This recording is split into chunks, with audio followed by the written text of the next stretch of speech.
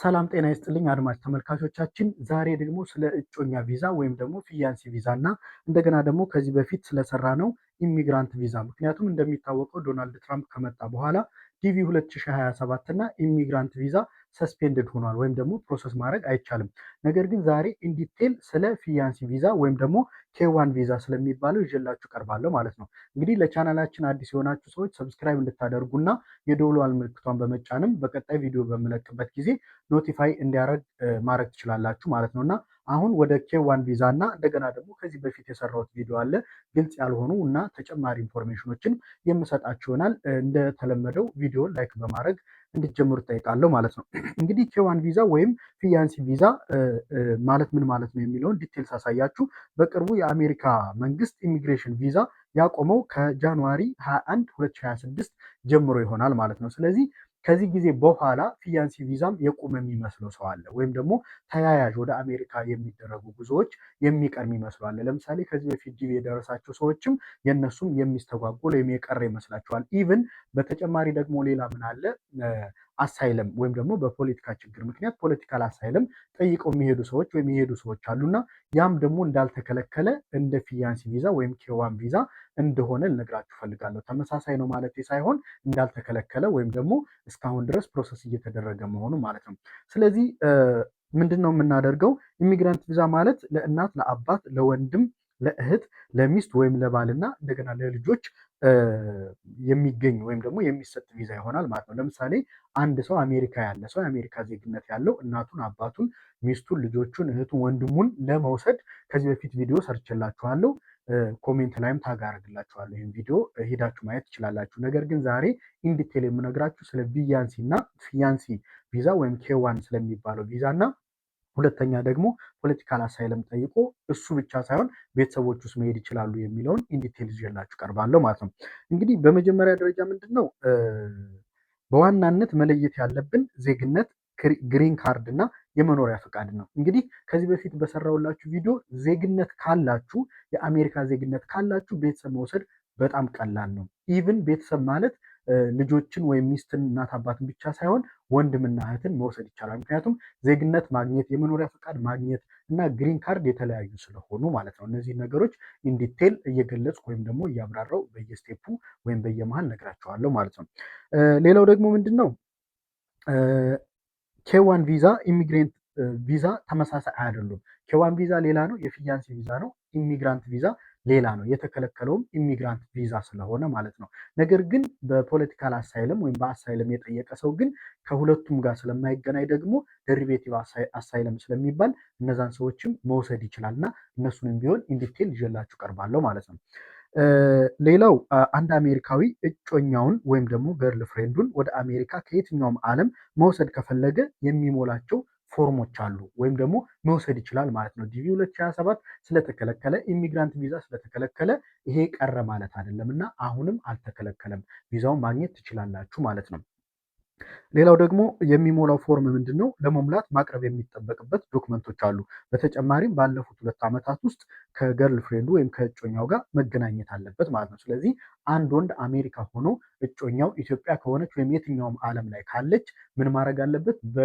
ከዚህ በፊት በነበሩ 2 ዓመታት ማለትም ማመልከቻውን ከማስገባቱ በፊት በነበሩ 2 ዓመታት ከእጮኛው ጋር መገናኘት አለበት። ለምን? ይሄ ማስረጃ ስለሚሆን። ካልሆነ አንድ አሜሪካዊ አሜሪካ ሆኖ እጮኛውን ምንም ወይም ደግሞ እጮኛ ያልሆነችን ሴት ስለሚወስድ ይሄ እንደ ማስረጃ ስለሚቆጠር ከዚህ በፊት በ2 ዓመት ውስጥ ያገኛት እጮኛው ወይም ደግሞ ገርል ፍሬንዱ መሆን አለባት ማለት ነው። በሴትም እንደዛው ተመሳሳይ ማለት ነው። ሌላው ደግሞ ምንድን ነው ፕሮሰስ ካደረገ እና ይሄን ፕሮሰስ እጮኛውን ፕሮሰስ ካደረገ ምንድነው ኬዋን ቪዛውን ለማግኘት ወደ ኤምባሲ ይሄዳል። ኤምባሲ ከሄደ በኋላ አፕሩቭ ይደረጋል። አፕሩቭ ከተደረገ በኋላ ነው ኬዋን ቪዛው ወይም ደግሞ ፊያንሲ ቪዛ የሚባለው የእጮኛ ቪዛ ለእጮኛው ለሴቷ ወይም ለወንዱ የሚሰጠው ማለት ነው። ስለዚህ ኬዋን ቪዛ ኢሚግራንት ቪዛ ስላልሆነ ከጃንዋሪ 21 2026 በኋላም ቢሆን ይህንን ቪዛ የሚጠይቁ እጮኛዎች በኢንተርቪው በማድረግ ቪዛውን ማግኘት ይችላሉ ማለት ነው። ስለዚህ መጀመሪያ ላይ እንደነገርኳችሁ ማለት ነው ዲቪ 2027 ቀረ፣ ኢሚግራንት ቪዛ ተከለከለ በሚለው ይዛችሁ እጮኛችሁን ወይም ፊያንሳያችሁን መውሰድ የተከለከለ እንዳይመስላችሁ። በፖለቲካ አሳይለምም አሜሪካ ሆናችሁ የመኖሪያ ፈቃድ ያገኛችሁ ቤተሰቦቻችሁ መውሰድ ትችላላችሁ። እሱንም ወደ በኋላ ላይ እመጣበታለሁ ማለት ነው። ሌላው ደግሞ ምንድነው ከዚህ በተጨማሪ አሜሪካን ሀገር አሳይለም ጠይቀው የተፈቀደላቸው ሰዎች ቤተሰቦቻቸውን ማለትም ሚስት፣ ባል ከ21 ዓመት በታች የሆኑ ልጆቻቸውን ለማምጣት የሚፈልጉ ሰዎች የስደተኛ ቪዛ አይደለም የሚጠይቁት። ምክንያቱም ኢሚግራንት ቪዛ ተከልክሏል። የስደተኛ ቪዛ አይጠይቁም። ለምን? እነሱም በአሳይለም ስለሄዱ ማለት ነው። ስለዚህ የሚጠይቁት ምንድነው ኢንተርቪው ካደረጉ በኋላ የሚሰጣቸው ደሪቬቲቭ አሳይለም ወይም ደግሞ ደሪቬቲቭ አሳይሊስ ነው የሚባሉት እነዛ ሰዎች ማለት ነው። ስለዚህ አሳይለም የጠየቁ ሰዎች በክልከላው አፌክትድ አይሆኑም። ጃንዋሪ 21 2026 በተከለከለው አፌክትድ አይሆኑም ማለት ነው። ስለዚህ በዚህ መሰረት ፕሮሰስ ማድረግ ይቻላል ማለት ነው። ስለዚህ በእጮኛ በአሳይለም ስቲል ነው ወደ አሜሪካ ጉዞ ወይም ትራቭል ፕሮሰስ ማድረግና ቪዛ ማግኘት ይቻላል ማለት ነው። እንግዲህ በትምህርት በሌላ ነገሮች አሉ። እነዚህንም ጥያቄ ካላችሁ በኮሜንት አስቀምጡልኝ። እኔም ቪዲዮ ሰራላችኋለሁ ወይም ደግሞ ኮሜንቱን ሪፕላይ አደርግላችኋለሁ ማለት ነው። ቪዲዮ የሚያስፈልገው ከሆነ አዲስ ቪዲዮም ሰርችላችሁ ልለቅላችሁ እችላለሁ ማለት ነው። እንግዲህ ሰብስክራይብ ያላደረጋችሁ ሰብስክራይብ እንድታደርጉ፣ ላይክ እንድታደርጉ፣ ኮሜንት እንድታደርጉና እንድታበረታቱኝ ይጠይቃችኋለሁ ማለት ነው።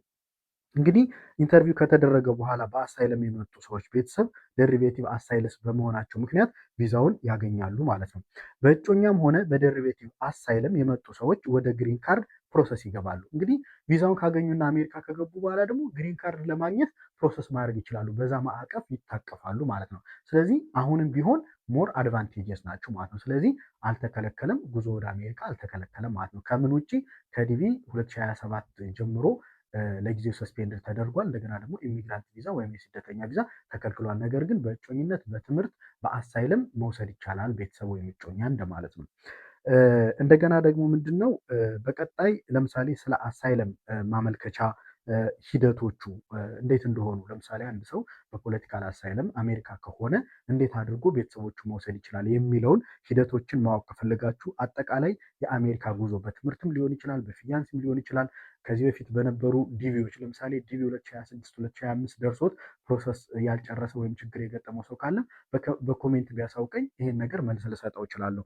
ሌላ ደግሞ ምንድን ነው ተያያዥ ጥያቄዎች ካላችሁ ወይም ደግሞ አዲስ ለምሳሌ እኛ ማናውቀው የተለያዩ ቪዛ አይነቶች አሉ እንግዲህ እንደምታውቁት እና ከዛ ጋር በተያያዘ እናንተ ያልገባችሁ ነገር ካለ ወይም ደግሞ ለቀጣይ ቪዲዮ እንድሰራላችሁ የፈለጋችሁት ከነዚህ ከእጮኝነት ከአሳይለም ወይም ደግሞ ከፖለቲካል አሳይለም ውጭ እና ሌሎች ከትምህርት ውጭ እና ከዲቪ ውጭ ያሉ ጉዞዎችን ለምሳሌ ወደ ካናዳ ጉዞ ሊሆን ይችላል፣ ወደ ኢሮፕ ሊሆን ይችላል። ለምሳሌ ኢሮፕ ሸንገን ቪዛ የሚባል አለ። ሸንገን ቪዛ የሚባለው ካገኛችሁ አውሮፓ ውስጥ በጣም ብዙ ሀገራት በዛ ቪዛ መሄድ ትችላላችሁ። የአውሮፓ ከተሞች ውስጥ በጣም ብዙ ማለት ነው። ስለዚህ እናንተ የምትፈልጉትን ቪዲዮ ኢንዲቴል እንሰራላችሁ ከፈለጋችሁ ኮሜንት ላይ አስቀምጡልኝ፣ እኔንም አበረታቱኝ። ቻናሌ ሰብስክራይብ አድርጋችሁ የደወል ምልክቷንም ብትጫኑ ቪዲዮ በምለቅላችሁ ጊዜ ምክንያቱም አዳዲስና አፕዴት እየሆነ ምክንያቱም በአሁኑ በዶናልድ ትራምፕ አገዛዝ ጊዜ የተለያዩ መመሪያዎች እየወጡ ስለሆነ እነሱን ስለምሰራላችሁ ኖቲፋይ እንዲያደርጋችሁ